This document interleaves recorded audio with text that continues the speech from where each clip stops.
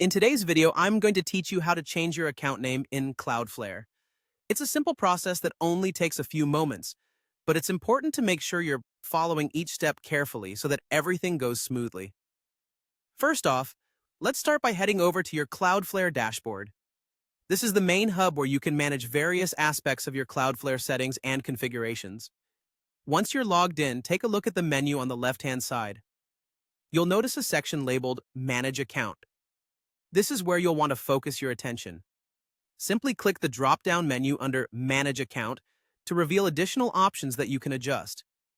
Next, from this drop-down menu, you're going to click on the Configurations section. This will direct you to your account settings where you can adjust preferences and make other necessary changes to your account setup. Once you're in the Configurations area, it's time to look for the Preferences section. Within Preferences, there's an option to change your account name, and this is where you'll want to make your modifications. Once you've found the section for account name, you'll see an option to change name.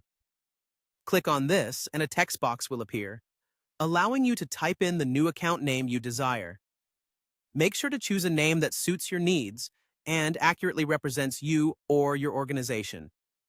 It can be as straightforward or as creative as you like, depending on your preference and the purpose of your account.